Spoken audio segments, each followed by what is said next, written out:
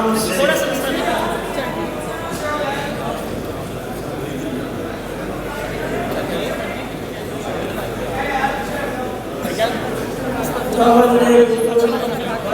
के नाम से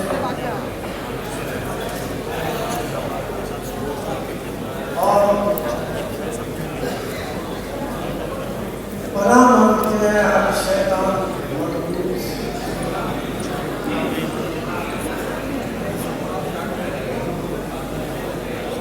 ये वही हाल है और 2007 के पुतला तहरीक के शुरू के दिन से और पुतला तहरीक के हवाले से पाकिस्तान भर के तमाम पुतला साथी और कायदीन इस हाल में जमा और इसी हाल में इसी रोस्ट्रम पे इसी जगह पे पुतला कायदीन जो कि सुप्रीम कोर्ट के चीफ जस्टिस पे जो खून मारा गया था उसके खिलाफ अपने जज्बात उससे का इज़हार किया। जब मेरा नाम पुकारा गया और जब मैं रोस्ट्रम पर आया चंद फिक्रे मैंने कहे थे और इस हाल में मेरी सबसे पहली कोई अगर अधूरी तकरीर है वो नहीं है।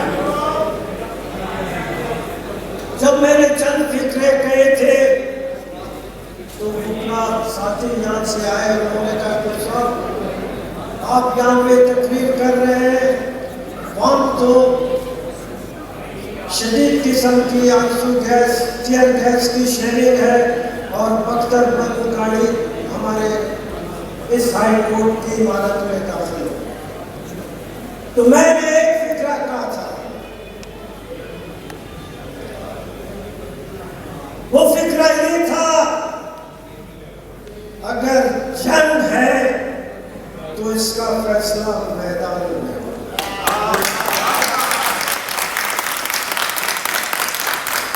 हम सारे साथी यहाँ से निकले हाल खाली किया सामने बख्तर बंद गाड़ी मैंने अपनी जिंदगी में किसी भी कोर्ट प्रीमिसेस में पहली दफा देखी और वो इसी लाहौर हाई कोर्ट के प्रीमिसेस और वो बख्तर बंद गाड़ी जो बीसियों और हंड्रेड्स के हवाले से सैकड़ों के हवाले से मशीन गन से गोलियां चला सकती वो बख्तर बंद गाड़ी यहाँ और शदीद किस्म की जो है टीयर गैस शेयरिंग। मुझे फख्र है बिल्कुल फख्र है वो लोग वो वकील यहाँ जिंदा होंगे उस बख्तर बंद गाड़ी का उस टीयर गैस शदीद टीयर गैस शेयरिंग का हम जो मुतला साथी मुकाबला कर रहे थे उस वक्त उन वकीलों में सबसे आगे पहली सब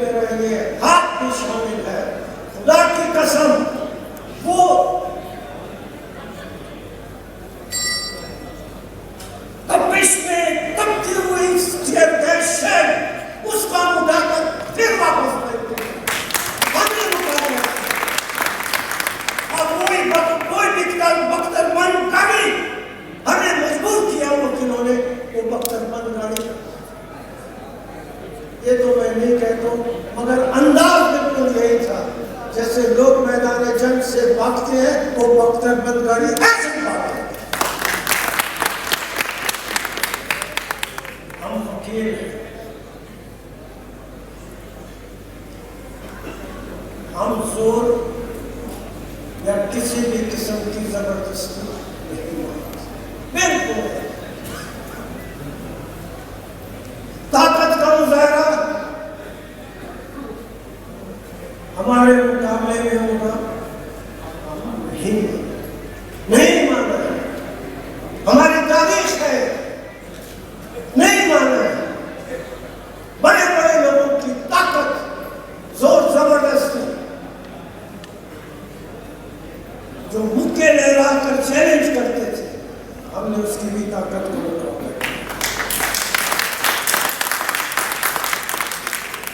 آج جو معاملہ ہم سب کے سامنے ہے, آج جو یہ ڈرامہ ہو رہا تھا اور ہونے کا امکان ہے,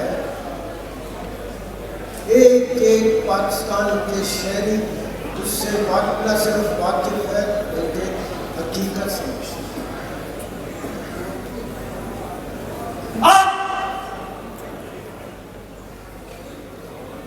میں تو یہ سمجھتا ہوں کہ اس دن ابھی تک پاکستان کی اسمبلیوں میں, سینٹ میں جب بھی اپوزیشن اپنے حق خوشی کا اظہار کرتا ہے تو اس نے اس بل کو اٹھا کے باہر نہیں کیا.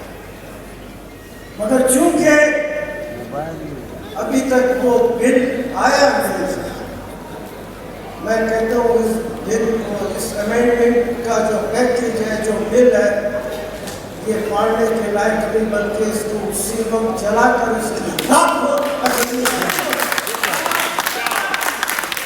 اور اگر ابھی بھی اگر یہ امینڈمنٹ کا پیکیج آیا اور وہ لوگ جو اپنے کو مرد کا بچہ کہتے ہیں اپنے ساتھ لائٹر ساتھ لے کر جائیں اور اس کو جلا کر اس کو یہ آئین ہم سمجھتے ہیں بہت کمزور قسم کا ہے. ہم سمجھتے ہیں کہ یہ آئین اپنی زندگی اور اپنی طاقت کو جو ہے اس کی حفاظت نہیں کر سکتے. مگر اس آئین کے لیے اس سپریم کورٹ کے آنر کے لیے, عزت اور رسپیکٹ کے لیے, جس میں آج جسٹس منصور علی شاہ بیٹھا ہے, اس سپریم کورٹ کے لیے ہم وکیلوں نے قربانیاں دی. اس سپریمیسی آف کانسٹیٹیوشن کے لیے, اس رول آف لا کے لیے کراچی میں ہمارے سامنے, ہمارے آنکھوں کے سامنے ہم ایئرپورٹ پہ تھے اور ایئرپورٹ سے باہر ہمارے وکلا اور پاکستان کے عوام 45 سے زیادہ لوگوں کو فائرنگ کر کے شہید کر کے مارا گیا. آئین کے لیے کوئی ذاتی جنگ نہیں تھی, کوئی جائیداد کا جھگڑا نہیں تھا, کسی نے ہمارے باپ کو, ہمارے ماما چاچا کو کسی نے قتل نہیں کیا. اس ملک کے لیے, اس ملک کے آئین کو اور عدالت کے لیے کراچی کو 45 لوگوں نے قربانی. سائیوان میں ہمارے وکلا کے چہروں پہ تیزاب پہن رہے ہیں.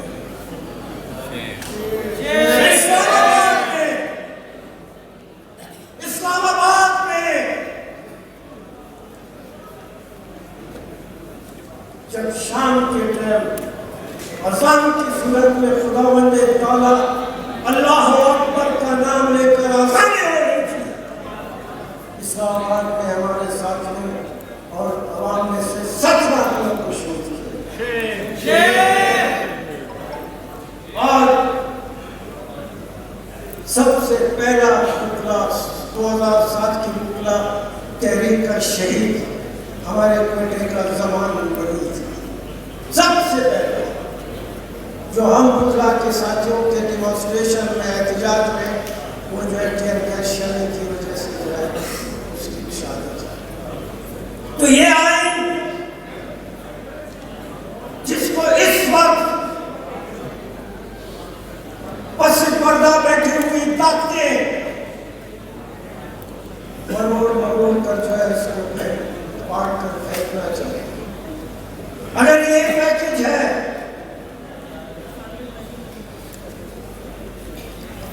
مجھے افسوس ہوتا ہے ان اراکین اسمبلی کے ان اراکین سینٹ میں ایک آدمی بھی اس میں ایسا نہیں تھا۔ میں اس ان اراکین کی بات کرتا ہوں جو دستخط جو انگوٹھا لگانے کے لیے تیار بیٹھے تھے کہ کب دن آئے گا اور کب وہ انگوٹھا لگائے۔ ایک شخص میں اتنی غیرت نہیں تھی، اتنی جرأت نہیں تھی، اتنا احساس نہیں تھا کہ کم از کم پوچھ تو لیتے کیا 2 دن سے تم نے اپنے کو یہاں پہ بٹھایا ہے، 2 دن سے، اور ابھی رات کے 12 بجنے والے ہیں، ہمیں بتایا تو جائے وہ کون سا دن ہے، وہ کون سا دن ہے۔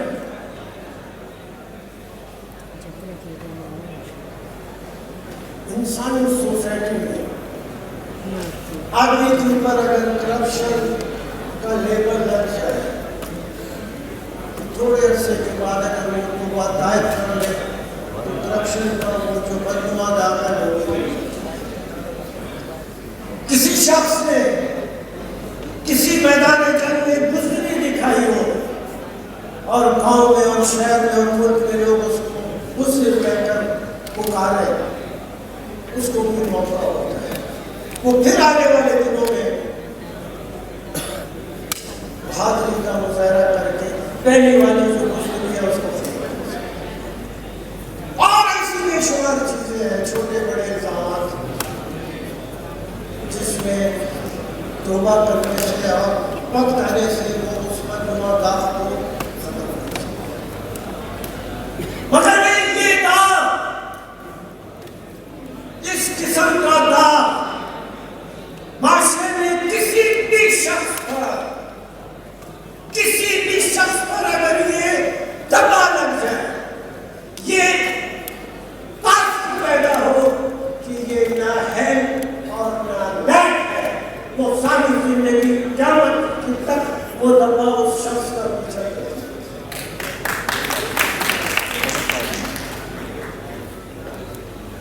گورنمنٹ میں پرائم منسٹر ہوتا ہے، اس کے ساتھ اس کی کیبنٹ ہوتی ہے اور اس کیبنٹ کا ایک ایک وزیر بہت بڑی حیثیت ہے، اور ہم نے یہ بھی دیکھا بالکل اپنے سامنے دیکھا کہ پرائم منسٹر یہ کہہ رہا ہے کہ مجھے ابھی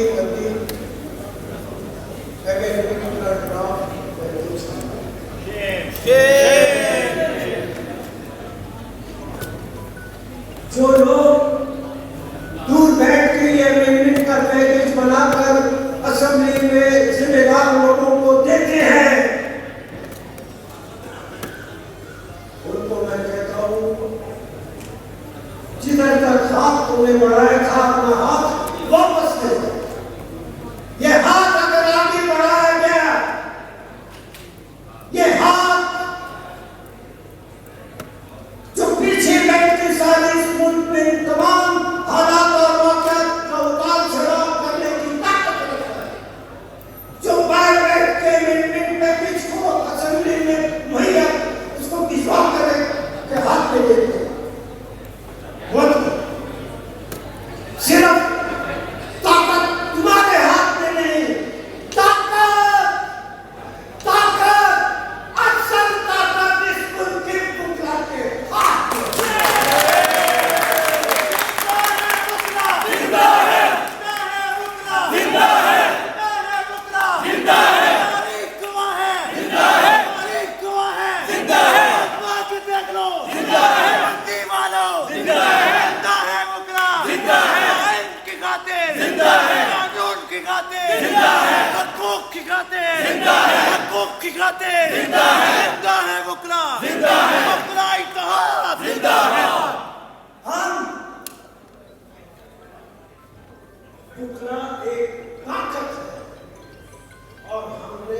ثابت کیا ہے. ثابت ہم نے کیا ہے کہ اس ملک میں ہم ایک طاقت ہے. یہ ٹکڑا جو بیٹھے ہوئے ہیں پاکستان میں وہ کرکٹ اور چترال اونچے پہاڑوں سے لے کے کراچی تک جس میں کوئٹہ، بلوچستان، گلبرگ، گوادر یہ سب شامل ہیں. ہم طاقت ہے ہمارے ساتھ یا ہمارے ساتھ اس کو میدان جنگ مت بناؤ. میدان جنگ مت بناؤ. ہم مطلب ایک آدمی نہیں ہے. ہم مطلب ایک طاقت ہے. اور جب یہ طاقت کا جب مطلب کا طاقت کا سیلاب جب پیر نکلے گا اس کو طاقت. ہم صرف طاقت میں یقین نہیں رکھتے. صرف ہم طاقت میں یقین نہیں رکھتے. ہم آئینی اور قانونی طاقت میں یقین رکھتے. مگر جب ہمیں مجبور کیا جائے گا، ہر وقت ہم کو چیلنج کیا گیا اور ہمیں میدان جنگ میں لا کر کھڑا کیا گیا. زیادہ سے زیادہ بدترین آدمی میں نے ڈکٹیٹر اپنی زندگی میں دیکھا اور مجھے فخر ہے اسی لاؤ میں ہزاروں کی تعداد میں وہ کھلاڑی کے سب سے پہلے جنہوں نے اس دولت کو آنکھوں میں آنکھیں ڈال کر چیلنج کیا تھا اور وہ دولت کے خلاف میرا حکومت کے وکیل نکلے تھے. اس کے بعد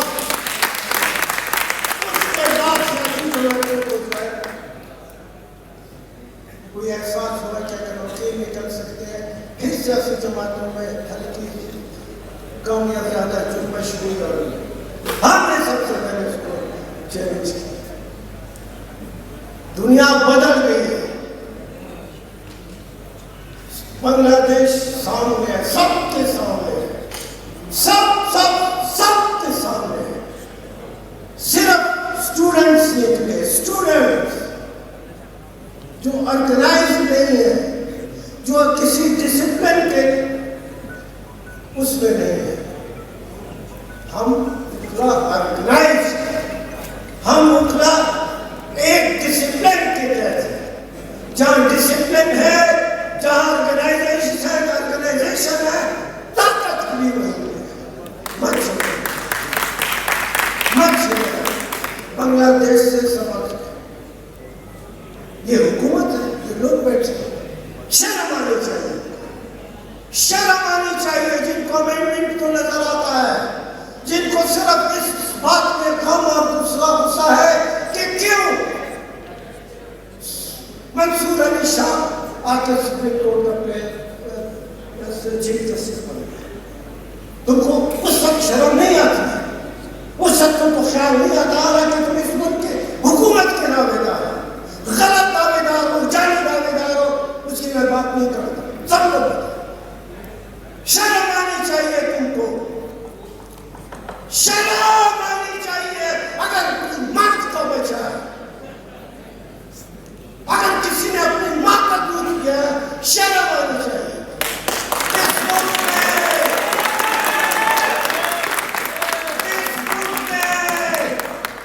اس ملک میں 18 کروڑ سے زیادہ لوگ غربت نہیں. میں غربت نہیں کہتا، غربت تو پھر بھی ایک ریسپیکٹیبل لفظ ہے. افلاس میں زندگی گزارے 11 کروڑ سے زیادہ. یہ دنیا کی انٹرنیشنل سروے رپورٹ ہے. وہاں جب لوگ بھوک سے اور افلاس سے جب لوگ مرتے ہیں، اس وقت تمہاری غیرت نہیں تھا. اس وقت تمہیں پتہ نہیں چلتا. میں ساری زندگی میں اس پنجاب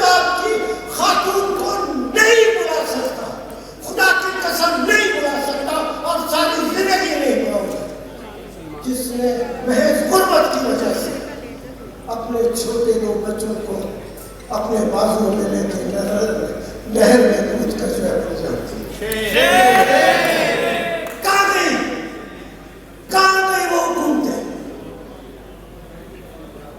اور اسی قسم کی غریب لوگ اس ملک میں 11 کروڑ کی تعداد. رات کی تاریکی جب سورج ڈوبتا ہے، جب سورج ڈوبتا ہے، جب رات نمودار ہوتی ہے، جب رات کے نمودار ہونے سے تاریکی پھیلتی ہے، تو وہ خدا کی رات کی تاریکی غریب اور افراد شدار گھر میں بعد میں پہنچتی ہے.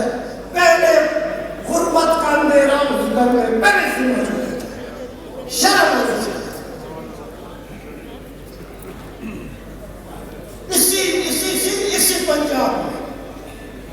اسی پنجاب میں ایک شخص نے یہی غربت اور افلاس کے جھگڑوں کی وجہ سے اپنے 4 سال کے بچے سے لے کے 8 سال کے بچے تک اور 7 بیوی کو بھی غربت اور افلاس کی وجہ سے چاقو سے خنجر سے کاٹ دیا. کسی کا زمین نہیں جاتا، کسی کے دل میں کوئی دکھ نہیں، کسی کو یہ احساس نہیں ہوا کہ یہ لوگ بھی اس ملک میں جو 11 کروڑ لوگ ہیں ان کا سوچو. اکثر ڈرو اس وقت سے یہ 11 کروڑ عوام اگر یہ 11 کروڑ عوام کو کوئی لیڈر مل گیا تو دنیا کے سارے انقلاب لوگ بھول جائیں گے. پاکستان کا غریبوں کا انقلاب سب بھولا گیا. علی کوٹ قدم بڑھاؤ، ہم تمہارے ساتھ ہیں. علی کوٹ قدم بڑھاؤ، ہم تمہارے ساتھ ہیں.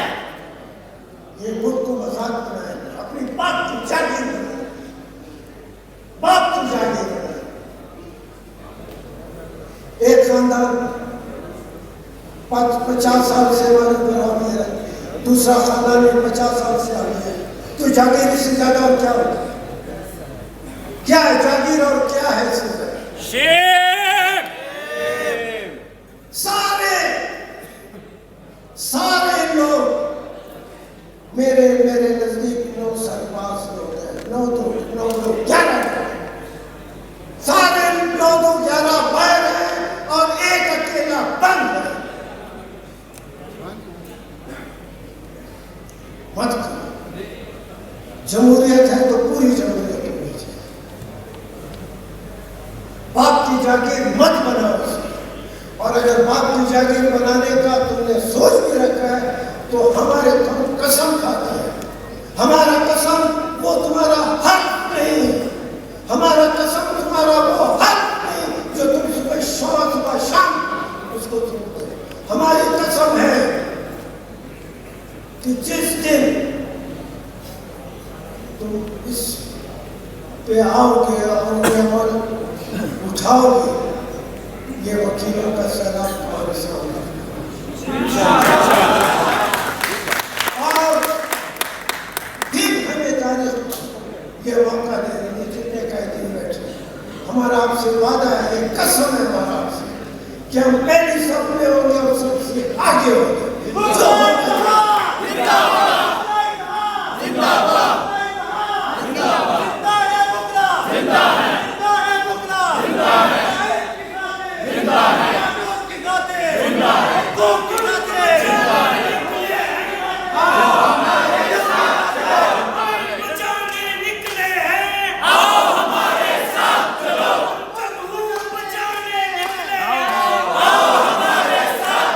دستور بچا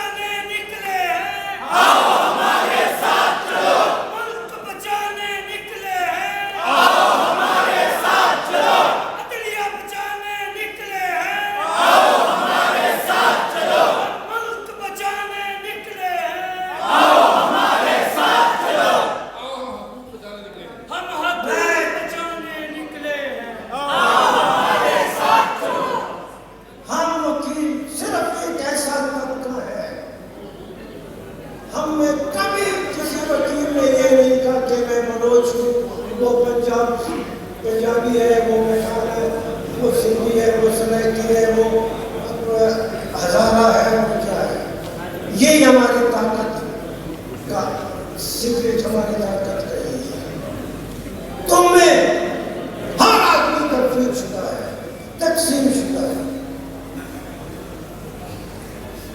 मैं बलूचिस्तान से ताल्लुक रखता हूं। आपको शर्म आनी चाहिए।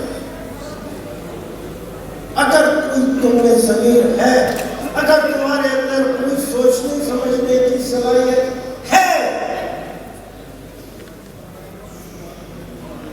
2007 में मैंने एजेंसियों का सेल देखा है, छोटा सा सेल है, उसमें आदमी या तो सो सकता है, लेट सकता है। और मेरे ख्याल में जो कि मैंने देखा है, सिर्फ 4 कदम अगर वो चाहे तो 4 कदम तुमने बलूचिस्तान के 2000 में, ये मैं नहीं कहता हूँ, एक बहुत जिम्मेदार कौमी असेंबली के मेंबर ने कहा, एक बहुत जिम्मेदार पाकिस्तान बलूचिस्तान की एक अहम तरीन पार्टी के लीडर ने कहा है कि 2000 आदमी तुमने कई सालों से बंद किए और फिर तुम कहते हो मैं मुल्क, हम मुल्क चले। मैंने बार बार कहा, मैं फिर कहता हूं, बशर्ते उस इलाके के जिसमें मैं रहता हूं, बशर्ते उस जुबान के जो मैं घर में बोलता हूं, बशर्ते उस सवाले से जो मैं समझता हूं कि मैं हूं, बहुत अंदाज में कहता हूं, जिन्होंने कान बंद किए कान खोल कर सुन ले। बलोच की नफ्सियात को सिर्फ और सिर्फ एक बलोच समझ सकता है, कोई माई करना